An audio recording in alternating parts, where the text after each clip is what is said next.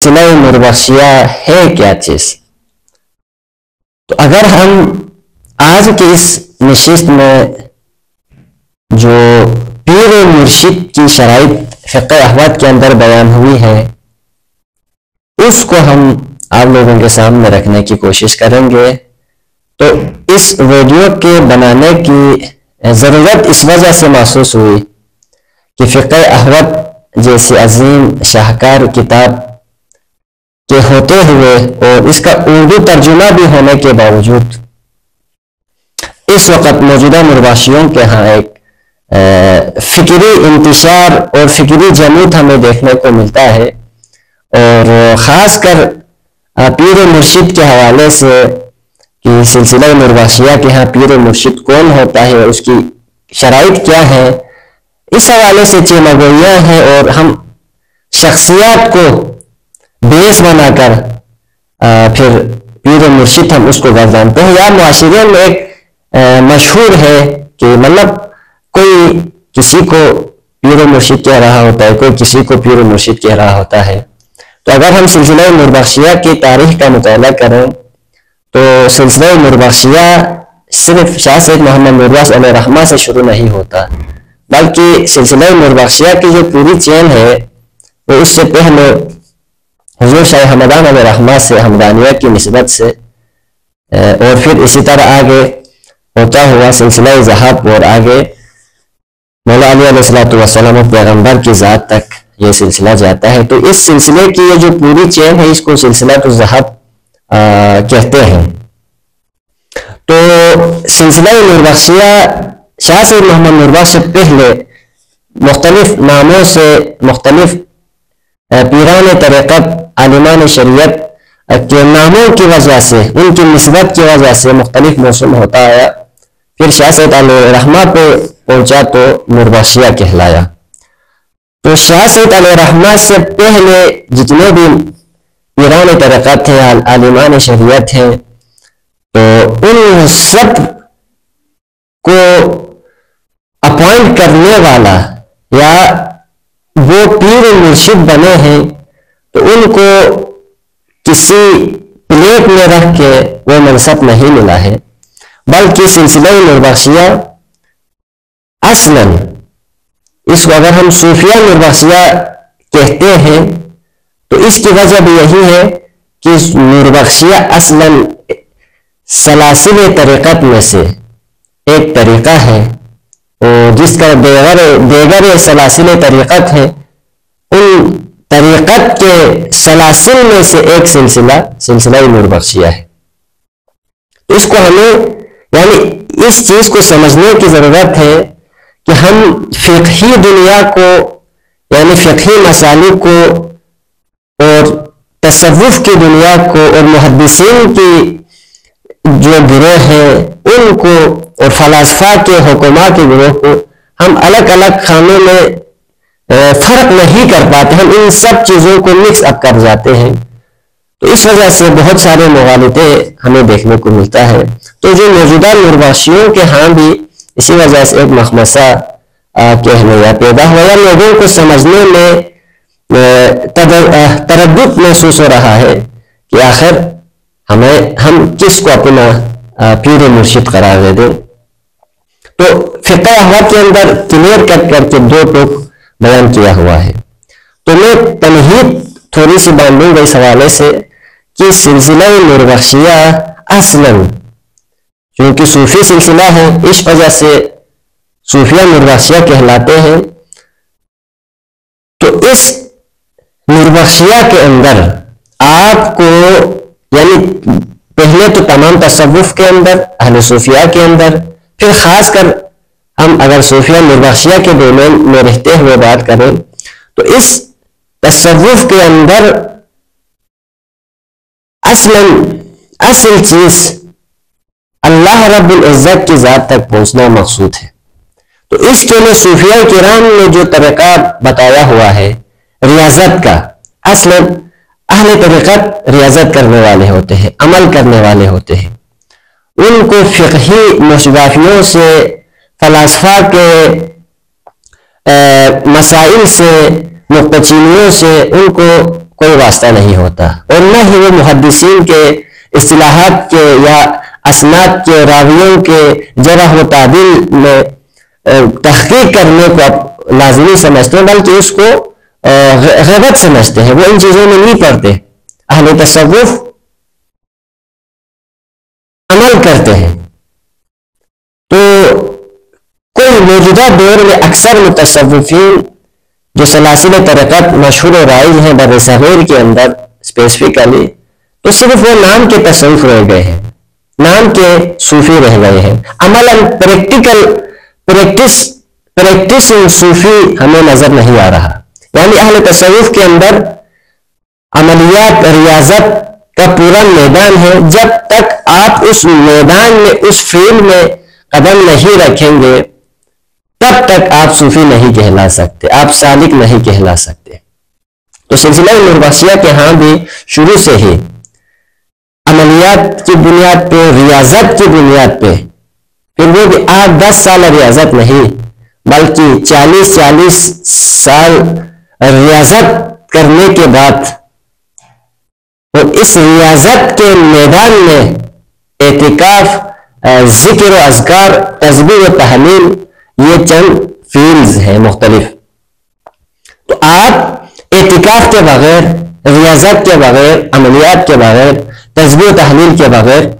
آپ یہاں صوفی کہلا سکتے ہیں۔ اور موجودہ دور میں اگر ہم نوربخشیوں کو 2 حصوں میں تقسیم کریں تو اکثر نوربخشی وہ پریکٹس نوربخشی نہیں ہے، یعنی وہ عبادت اور ریاضت کے ان مراحل کو طے نہیں کر رہے، یا تصوف کے احوال و مقامات کے اندر یا ریاضت کے میدان میں کسی مرشد کے ہاتھ پہ بیعت کر کے ریاضت کے میدان میں مراحل طے نہیں کر رہے۔ وہ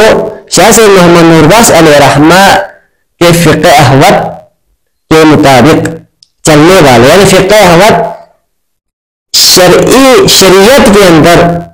جو شرعی معاملات کے احکامات ہیں ان پہ چلنے والوں کے لیے فقہ احوط ایک دستور ہے۔ تو وہ نوربخشی جو طریقت کے میدان میں نہیں گئے، طریقت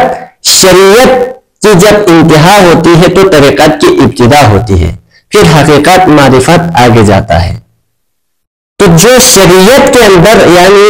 5 وقتہ نمازیں ادا کرتا ہے، سنن و نوافل بجا لانے کی کوشش کرتا ہے، اور علم و تحقیق اس طرح کی چیزیں کرتے ہیں، یہ شرعی علوم ہے، یہ آپ شریعت میں آپ کے اوپر نماز فرض ہے۔ لیکن اہل طریقت جب طریقت کے مراحل طے کرتے ہیں تو وہ پھر ریاضت کے میدان میں کودنے کے بعد پھر جا کے آپ ایک صوفی اور سالک بنتا ہے۔ پہلے آپ ایک صوفی اور سالک بنتے ہیں، ایک تربیت یافتہ مرشد کے زیر تربیت کئی سال ریاضت کرنے کے بعد، جد و جہد مجاہدہ کرنے کے بعد پھر ایک ایسا منزل آتا ہے کہ آپ خود پیر و مرشد بننے کا اہل ہو جاتا ہے۔ تو جب ہم حضرت امام علی رضا علیہ السلام کے بعد حضرت معروف کرخی کو سلسلہ ذہب کا پیر و مرشد چنا گیا، تو اس کی وجہ بھی یہی تھی کہ حضرت معروف کرخی تو عیسائی تھے، انہوں نے بعد میں اسلام قبول کر کے امام جعفر صادق امام علی رضا علیہ السلام کی مریدی اختیار کی، ان کی صحبت میں رہے، ان کی تربیت میں رہے، اس کے بعد آپ کو یہ مقام ملا۔ یعنی سلسلہ صوفیہ نوربخشیہ حمدانیہ کبرویہ کے ہاں آپ کو موریثیت کی قطعاً کہیں پہ گنجائش نہیں ملتی، یا عمل کیے بغیر، ریاضت کیے بغیر پیر مرشد کا تصور پایا ہی نہیں جاتا۔ یہ موجودہ دور کے اندر موجودہ دور کی خامی ہے کہ ہم نے عملیات و ریاضت کے میدان میں چلے بغیر ہی ہم نے پیر مرشد بنا لیا۔ یعنی موجودہ دور میں پیر مرشد ایک فقط 2 اصطلاحات رہ گئے ہیں، آپ کسی کو بھی مذاقاً پیر مرشد کہہ دیتے ہیں۔ یعنی پیر مرشد کی باقاعدہ جو فقاہت کے اندر شرائط بیان ہوئی ہے، تو معروف کرخی علیہ رحمہ کے بعد جتنے بھی پیران طریقت اور سلسلہ ذہب کے مرشدان بنے ہیں، تو وہ ان عملیات میں ریاضت کے میدان میں غوطہ زنی کے بعد وہ اس مقام تک پہنچے ہیں۔ پھر شاہ ہمدان علیہ الرحمن نے کشمیر و بلتستان کے اندر آ کر ہمیں کلمہ پڑھوایا، وہ ہمارے محسن ہیں۔ تو فقہ احوط کے اندر میں مختصر کر کے شرائط کے اوپر اگر آؤں، پیر و مرشد کی جو شرائط ہیں ان کے اوپر ہم آتے ہیں تاکہ نوجوانوں کو سمجھنے میں آسانی ہو کہ نوربخشیوں کے ہاں پیر و مرشد ہوتا کون ہے، کسے ہم پیر و مرشد کہہ سکتے ہیں یا کہنا چاہے یا کہیں گے۔ تو جو اس فقہ احوط کے اندر باب الجہاد میں شاہ سید علیہ الرحمن نے شروع میں پیر و مرشد کے شرائط، باب الجہاد، جہاد، فقہ، تصوف کے اندر جب آپ ریاضت کے میدان میں قدم رکھتے ہیں، تزکیہ نفس کرنے کے لیے آپ جب ریاضت کے میدان میں کود پڑتے ہیں، پھر آپ کا جہاد شروع ہو جاتا ہے۔ نفس کے ساتھ اور شیطان کے ساتھ جو جنگ ہے اس کو تصوف کے اندر جہاد کہا جاتا ہے۔ تو جب سالک اس راہ طریقت پر چلنا شروع کر دیتے ہیں تو اس کو شیطان کے ساتھ مقابلہ اور مبارزہ پیش آتا ہے۔ تو سلسلہ صوفیہ نوربخشیہ کے ہاں کوئی بھی پیر، کوئی بھی مرشد ریاضت کے بغیر پیر و مرشد نہیں بنے، اور پیر و مرشد کی جو ٹرمینالوجی ہے وہ ہے ہی صوفیانہ ٹرمینالوجی ہے، وہ بر صغیر کے اندر پیدا ہونے والی ٹرمینالوجی نہیں ہے، اور نہ ہی وہ شریعت کے اندر کوئی دو عہدے ہیں۔ شریعت کے اندر علماء ہیں، مفتیان کرام ہیں، یا آپ عالم ربانی کی اصطلاح استعمال کر سکتے ہیں۔ تو جو عالم ہے، علماء ہیں، ان میں اور پیر و مرشد میں زمین آسمان کا فرق ہوتا ہے۔ تو قصہ مختصر فقہ احوط کے باب نمبر 7 باب الجہاد کے اندر شاہ سید علیہ الرحمن نے شروع میں 33 سے 34 پیر و مرشد کے شرائط بیان فرمائے ہیں۔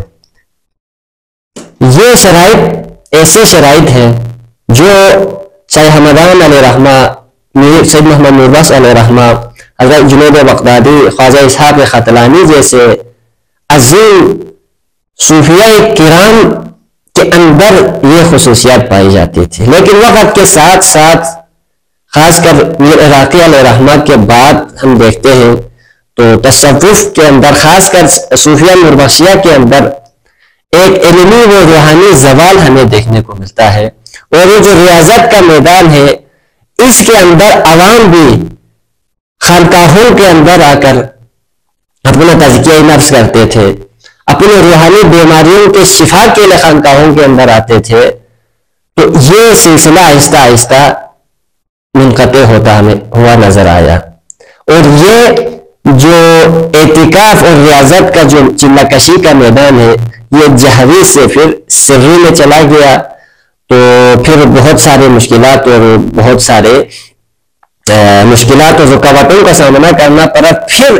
صوفیہ نوربخشیہ کے ہاں ہمیں بہت بڑے عرصے کے بعد، کئی صدیوں بعد، پھر وافقیر ابراہیم علیہ الرحمہ کی شکل میں ہمیں ایک ایسا صوفی نظر آتا ہے جنہوں نے اعتکاف و ریاضت اور ذکر الہی کے میدان کو پھر سے بحال کر دیا، اور وہ روحانی سلسلہ جو نوربخشیوں کی کھوئی ہوئی میراث تھی اس کو دوبارہ سے انہوں نے شروع کر دیا، اور بڑے پیمانے پہ انہوں نے مریدین کی تربیت فرمائی۔ تو اسی طرح ہم پیر و مرشد کے شرائط میں اگر غور کریں تو جو شروع میں 33 سے 34 شرائط بیان ہوئے ہیں وہ میر عراقی کے بعد شاید ہی کسی پیر و مرشد کے اندر ہو، لیکن اس کے بعد شاہ سید علیہ الرحمن نے ایک اور یعنی 12 سے 13 شرائط بیان فرمائے ہیں جو کسی پیر و مرشد کے لیے ان شرائط کے اوپر پورا اترنا لازم و ملزوم ہے۔ اگر کسی شخص کے اندر یہ خصوصیات، یہ شرائط پائے جائیں تو وہ اس کو ہم پیر و مرشد کہہ سکتے ہیں، اس سے ہم تسبیح لے سکتے ہیں، اس سے ہم وظیفہ لے سکتے ہیں، اس سے ہم اپنے روحانی بیماریوں کے شفا کے لیے اس کی طرف رجوع کر سکتے ہیں۔ اور تصوف کے معاملات اس سے جان سکتے ہیں، تو وہ شرائط بیان کی. اگر یہ ان شرائط میں سے اگر کوئی شرائط پائی نہ جائے، یا ان شرائط میں سے بھی مثال کے طور پر کئی 3-4 پیر و مرشد کے دعوے دار نکل آئے، تو دیکھنا یہ ہوگا کہ ان 3 دعوے داروں میں سے سب سے زیادہ شرائط کس کے اندر موجود ہے. تو ہم شرائط کے اوپر اگر غور کریں تو شاہ سعید علیہ رحمہ فرماتے ہیں کہ جو پیر و مرشد کے لیے شرائط ضروری ہے، کم از کم یہ 12-13 شرائط ضروری ہے. ان میں سے فی الملکوت، شاہ سعید علیہ رحمہ نے فرمایا کہ جو 34 شرائط بیان فرمائے ہیں، ان 34 شرائط کے بعد 12 شرائط کے حوالے سے فرمایا کہ اگر ان تمام اوصاف کا جامع امام نہ پایا جاتا ہو، یعنی جو پیر و مرشد کے لیے امام کا لفظ استعمال ہوا یعنی جہاد اکبر کی انجام دہی کے لیے، یعنی جو شخص عبادت و ریاضت کرنا شروع کریں تو اس کے لیے پیر و مرشد چاہیے. تو اس پیر کے اندر کیا ہونی چاہیے؟ مرشد کے اندر سب سے پہلے کہ وہ پیر یا وہ مرشد یا پیر و مرشد کی پہلی خصوصیات کہ وہ پرہیزگار ہو، متقی ہو. اب متقی قرآن مجید کے اندر آیا ہوا ایک معروف اصطلاح ہے. ہم متقی اگر اس کی سمپل تعریف کریں تو ہم اس شخص کو کہیں گے کہ وہ شریعت کے اندر جو اوامر ہیں ان کو کریں، یعنی اللہ تعالیٰ نے جن امور کو کرنے کا بجا لانے کا حکم دیا ہے ان کو فالو کریں، ان پہ عمل پیرا ہو، اور جن امور سے روکا ہے، جن امور کو کرنے سے منع فرمایا ہے، ان امور سے باز رہیں اور شریعت کے اندر اپنا معاملات درست رکھیں، اور اس کے اخلاق و معاملات میں اگر وہ درست ہو تو ہم اس کو متقی کہہ سکتے ہیں. دوسری شرط ریاضت کرنے والا ہو. اب یہ جو ریاضت ہے دوسری شرط ہے. اب شروع میں نے تمہید میں بھی کہا کہ ریاضت کا تعلق اسپیسیفکلی طریقت سے ہے. شریعت کے اندر علماء کرام ریاضت میں نہیں جاتے. یا کوئی شخص تہجد کی نماز پڑھتا ہوگا یا سنن کے ساتھ نوافل بھی ادا کرتے ہوں گے تو اس کو ہم ریاضت نہیں کہہ سکتے. ریاضت کے اندر راتوں کو جاگ کے رات بھر عبادت میں مشغول رہنا، والذین یبیتون لربہم سجدا وقیاما، اور دن کو روزہ رکھنا. یعنی شریعت کے اندر ہم اس کو اعتکاف کہہ سکتے ہیں کہ اعتکاف میں جو شخص بیٹھتا ہے شریعت کے اندر، شرعی اعتکاف اور طریقت کے اندر جو اعتکاف ہے وہ پھر اب میں بعد میں واضح کروں گا کہ جو ریاضت کی اصطلاح ہے، ریاضت خالصتاً طریقت ہے. یعنی جب آپ شریعت کے احکامات پر من و ان عمل کرتے ہوں گے، فالو کرتے ہوں گے، پھر شریعت کے معاملات سے آگے بڑھ کے آپ مزید اپنے آپ کو دنیا داری سے، خود دنیا سے دور رکھ کے پھر آپ اعتکاف، ریاضت، مجاہدہ، مراقبہ، یہ ساری چیزیں پھر تصوف کے میدان میں جب آپ قدم رکھیں گے پھر آپ ریاضت کرنا شروع کریں گے. پھر آپ دوام وضو، دوام توبہ، دوام ذکر، پھر یہ آپ اس پہ مکمل سختی کے ساتھ کاربند ہوں گے. تو یہ دوسری صفت ریاضت کرنے والا ہو. تیسری صفت بیان ہے عالم جبروت میں پرواز کرنے والا ہو. سامعین محترم، یہ جو جبروت کی اصطلاح ہے یہ اہل تصوف کے اندر عوالم خمسہ کے نام سے 5 عوالم، یعنی جب کوئی سالک، جب کوئی صوفی ریاضت کے میدان میں قدم رکھتا ہے تو جو اس عالم دنیا، یعنی یہ جو ارتھ ہے، زمین پر بسنے والی زمین ہے، اس کو طریقت کی اصطلاح میں اہل ریاضت عالم ناسوت کہتے ہیں. جب عالم ناسوت سے ریاضت اس قدر کرنے کے بعد وہ اس کے جو روحانی مقام و مرتبہ ہے، روحانی منازل وہ طے کرتا ہے، تو عالم ناسوت سے اس کی روح پرواز کرتے ہوئے مزید عوالم طے کرتا ہے. اور طے کرتا ہوا جب عالم ناسوت سے عالم جبروت پر پہنچتا ہے تو عالم جبروت ایک مقام ہے، اس مقام میں پرواز کرنے والا، یعنی اس پیر و مرشد اتنی عبادت و ریاضت کثرت کے ساتھ کرتا ہوگا، ذکر کثیر کرتا ہوگا کہ اس کی روح عالم جبروت میں پرواز کرتا ہوگا، اور یہ عالم جبروت میں تبھی پرواز کرے گا جب وہ ریاضت کرنے والا ہوگا، اور ریاضت کرنے والا کوئی کسی سے چھپی ہوئی چیز نہیں ہوتی. تصوف کے اندر سب کو پتا ہوتا ہے کہ فلاں بندہ ریاضت کرنے والا ہے یا ریاضت کرنے والا نہیں ہے. پھر آگے فرمایا خدا کی یکتائی میں فنا ہونے والا ہو، یعنی وہ ہر وقت اللہ، اس کی سوچ، اس کی فہم فراست کے اندر ہر وقت اللہ بستا ہو، یعنی وہ اللہ کے علاوہ کسی چیز کے بارے میں سوچتا ہی نہ ہو. اب یہ بھی اللہ ہر چیز وہ اللہ کے گرد گھومے، اللہ کو اپنا مرکز و محور بنائے، یہ بھی ریاضت کے اندر ہی ممکن ہے. پھر 5ویں نمبر پر فرمایا فانیا فی اللہ باقیا باللہ. طریقت کے آداب چلہ کشی کے قوانین میں عربی عبارت کو چھوڑ کر اس میں فرمایا فانیا فی اللہ باقیا باللہ عالما بآداب الطریقت وقوانین الاربعین وتربیت السالکین وتعبیرات الواقعات مجازا فی اخذ البیعت وتلقین الذکر وارشاد الطالبین من مرشد کامل وهو ألزم من مرشد كامل. هكذا يجب أن يكون مسلسلا إلى رسول الله صلى الله عليه وسلم بلا انفصام، ولو كان ذلك الإمام أميا ولم يكن قريشيا أو هاشميا أو عربيا لا بأس به، لأن نسبته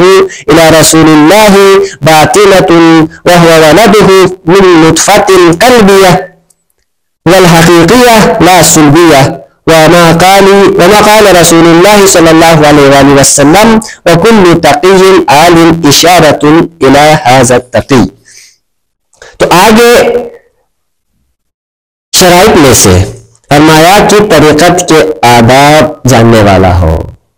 یعنی شریعت کے بعد طریقت کے آداب وہی جانتے ہوں گے جو کثرت کے ساتھ ریاضت کر چکے ہوں گے، یعنی عالم ملکوت جبروت لاہوت میں اس کی رسائی ہو چکی ہوگی، یعنی وہ کم از کم 15-20 سال ریاضت کر چکے ہوں گے، یا 30-40 سال تک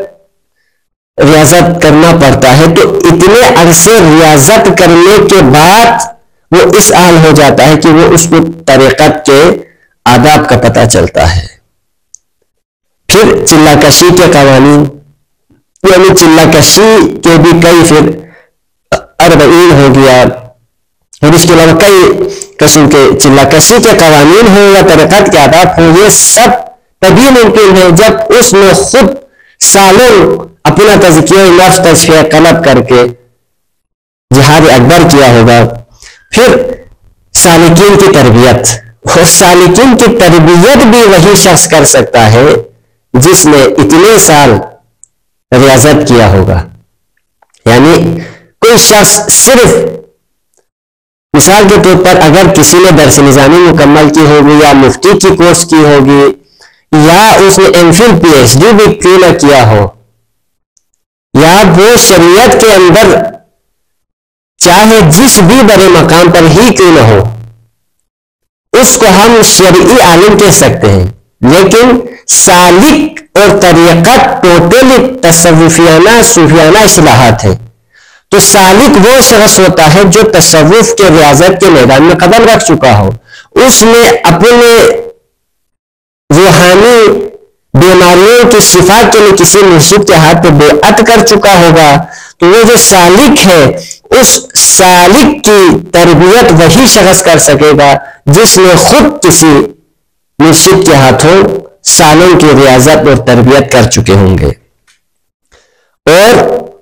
90 نمبر پر شرط واقعات کی تعبیر کا خوب جاننے والا ہو، یعنی جب آپ طریقت کے میدان میں اعتکاف و ریاضت اور چلہ کشی کثرت سے کرنے کے بعد آپ کے اوپر اس کو صوفیانہ واردات آپ کہہ سکتے ہیں. یعنی جب آپ ریاضت کے میدان میں مکمل چلے جاتے ہیں تو آپ کے اوپر مختلف قسم کے واقعات آپ کو دیکھنے کو ملتا ہے اور بہت ساری چیزوں کا آپ مشاہدہ کرتے ہیں, آپ کو ان چیزوں سے واسطہ پڑتا ہے. تو ان چیزوں کو جب سالک طریقت کے میدان میں ہوتا ہے, اس کو شیطان کی طرف سے بھی بہت ساری چیزیں دکھائی جاتی ہیں اور رحمان بھی, اللہ بھی اس کو راستہ دکھا رہا ہوتا ہے. تو ان واقعات کی جو وہ اپنے آنکھوں سے مشاہدہ کر رہے غیر معمولی واقعات, تو ان کی تعبیر کرنے والا ایسا مرشد ہو جو ان واقعات کی تعبیر کر سکتا ہو. کوئی ایک ریاضت کرنے والا سالک ہو جس کو سامنا پیش آ رہا ہو, اور وہ کوئی جا کے کسی مدرسے سے فارغ التحصیل کسی عالم کے پاس جا کے پوچھے کہ مفتی صاحب, عالم صاحب, شیخ صاحب, مجھے ریاضت کرتے ہوئے میں نے فلاں واقعے کا مشاہدہ کیا, ذرا اس کی تعبیر فرمائے. تو پوچھنے والا بھی بیوقوف ہوگا, اور جو جس سے پوچھ رہے وہ شخص اگر جواب دے تو اس کے اوپر بھی ہم ماتا نہیں کر سکتے ہیں. تو آگے فرمایا تعبیروں کا خود اور کسی کامل مرشد کی طرف سے بیعت لینے والا ہو. یعنی اب یہ جو پہلے 10 یا 10واں شرائط بتائی, 10 9 شرائط جتنے بھی شرائط تھے وہ آپ کثرت کے ساتھ جب تک اعتکاف, ریاضت, مجاہدہ, مراقبہ نہیں کریں گے تب تک آپ مرشد نہیں بن سکتے. اور اس مقام تک پہنچنے کے لیے آپ کو کسی کامل مرشد کی رہنمائی کی, تربیت کی ضرورت پڑتی ہے. تو اس شخص کو وہ ایسا شخص نہ ہو جس میں کسی مرشد کے بغیر یہ خود سے ہی ریاضت, اعتکاف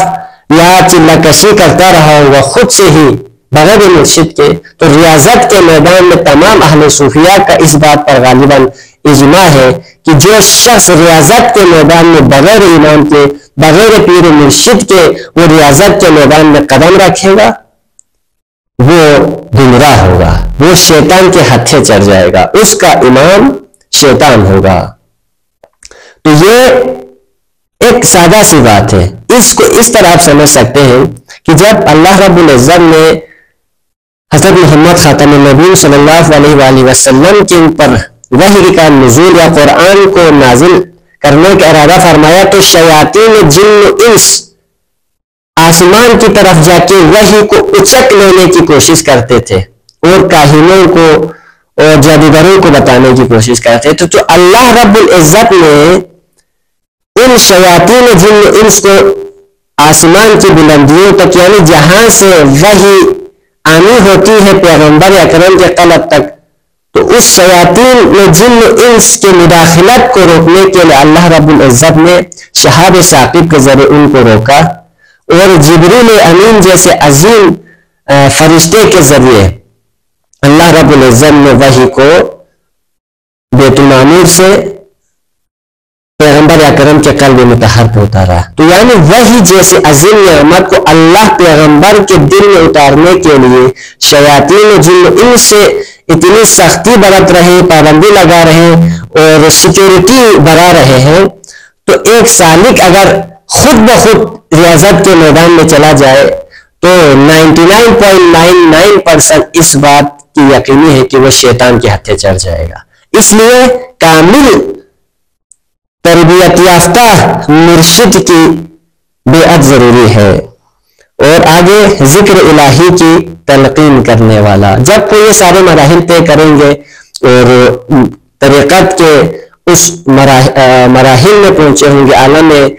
لاہوت میں پہنچے ہوں گے, فنا فی اللہ بقا باللہ کے مراحل طے کر چکے ہوں گے, تو وہ شخص پھر ذکر الہی کی تلقین کرتا ہے. ذکر الہی موجودہ مرباشیوں کے ہاں یا تصوف کے اندر رائج ہے کہ گول دائرہ بنا کر ذکر جلی, ذکر خفی کرتے ہیں. صرف یہی ذکر نہیں ہے, اسماء الحسنہ کا ورد کرنا اور کسی بھی ورد کو اپنے زبان پر جاری رکھنا, تسبیح کرنا, یہ ذکر الہی میں آتا ہے. یعنی وہ ذکر الہی کی تلقین کرنے والا ہو اور طالبان راہ حق کو ہدایت کرنے کا اجازت یافتہ ہو. اب وہ سب یہ سارے سٹیجز وہ مکمل کر چکے ہوں گے، طے کر چکے ہوں گے، تو یہ ایک ہدایت یافتہ شخص کی حضوری میں ہی یہ سب ممکن ہے، تو وہ رائے حق کی ہدایت کرنے کا پھر یعنی اس کو آگے سے اپنے مرشد نے اجازت دیا ہوگا کہ اب آپ یہ کر سکتے ہیں۔ پھر آگے فرمایا کہ اسی طرح سے واجب ہے کہ اس امام کا سلسلہ کسی قسم کے انقطاع کے بغیر رسول اللہ تک پہنچتا ہو، یعنی جو چین ہے اس مرید کا اپنے مرشد کا، پھر اس کے مرشد کا، اس کے مرشد کا، یہ جو چین ہے یہ چین رسول اللہ تک بغیر کسی رکاوٹ کے یا بغیر کسی انقطاع کے، یعنی اس میں کسی قسم کا گیپ نہیں آنا چاہیے، گیپ نہ آیا ہو، مسلسل بلا انقطاع رسول اللہ تک پہنچا ہو، اور وہ یہ جو سلسلہ اس میں اگر ایسا امام امتی ہو، قریشی ہو، ہاشمی یا علوی وغیرہ نہ ہو تو اس میں کوئی حرج نہیں، اگر ہاشمی ہو، علوی ہو، قریشی ہو تو بہتر ہے، اگر ان میں سے نہیں ہے تو کوئی حرج نہیں ہے، یعنی اجمی بھی اس مقام تک پہنچ سکتے ہیں، کیونکہ رسول اللہ سے اس کی نسبت باطنی ہے، یعنی ہم جو ظاہری نسبی سلسلے کو ہم اہمیت دیتے ہیں تو طریقت کے اندر اس کی اتنی اہمیت نہیں ہے، اگر وہ ہے تو ٹھیک ہے، اگر نہیں ہے تو اصلاً کیا ہے، ان اکرمکم عند اللہ اتقاکم کی بنیاد پر ہے کہ وہ متقی پرہیزگار عبادت ریاضت کرنے والا ہو، اور وہ رسول اللہ کے سلبی نطفے سے نہیں، یعنی جو واقعاً رسول اللہ کے نسل سے اگر نہ ہو تو کوئی مسئلہ نہیں ہے، لیکن رسول اللہ صلی اللہ علیہ وسلم کے فرامین پر عمل کرنے والا کوئی بھی شخص ہوگا،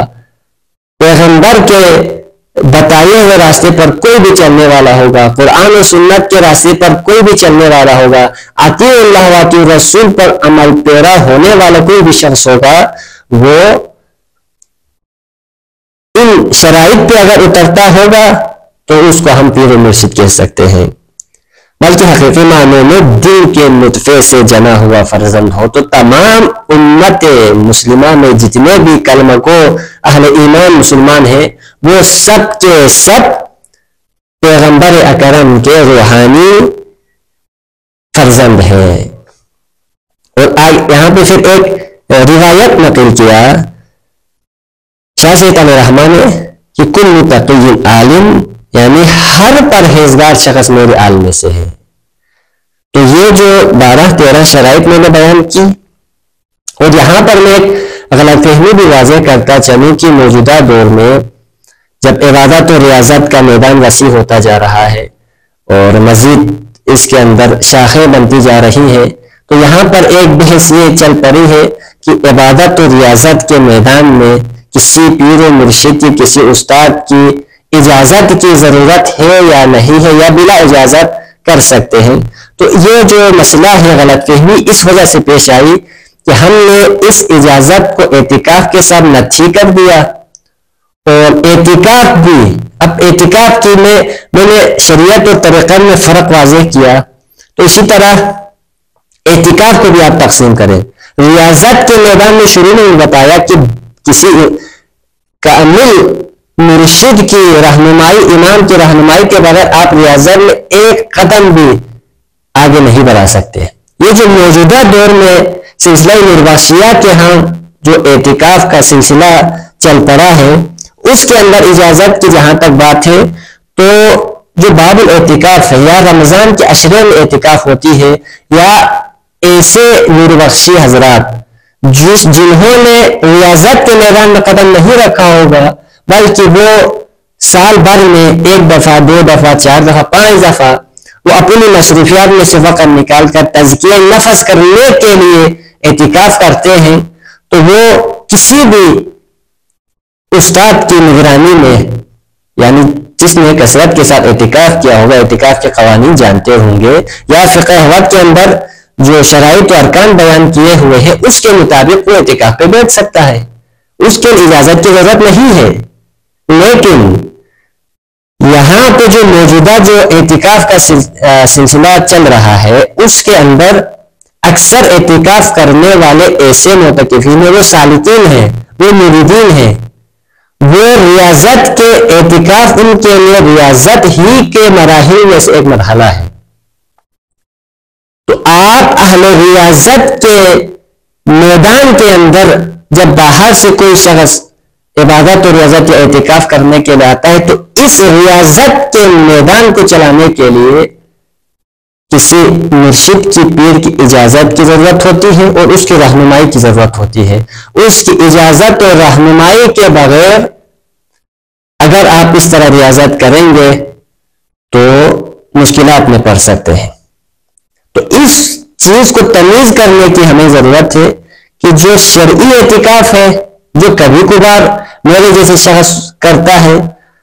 اس کے لیے، اور جو واقعتاً مرید ہے جو ریاضت کے مراحل طے کر رہا ہے اور کثرت کے ساتھ پہلے اعتکاف کر چکا ہے وہ بھی کر رہا ہے، تو ان کے لیے اجازت کی ضرورت ہے. تو آج اسی پہ اکتفا کرتے ہیں اور فقہ وقت کے کسی اور موضوع کے اوپر کسی اور نشست میں ملتے ہیں. وما علینا الا البلاغ المبین.